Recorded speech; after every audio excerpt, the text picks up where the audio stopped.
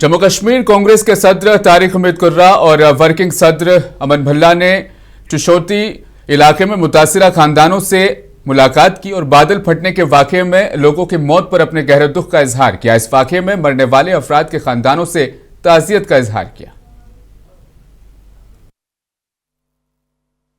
Natural calamity एक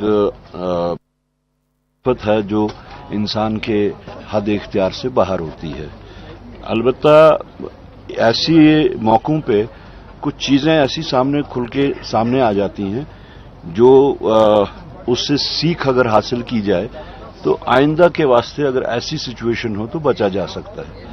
सबसे पहले तो हमें इस चीज़ का बहुत अफसोस है, हमारी पार्टी को अफसोस है, हमारे सारे लीडर्स, सीनियर लीडर्स हमारे साथ आए हैं, हमारी सहानुभूति है उन लोगों के साथ।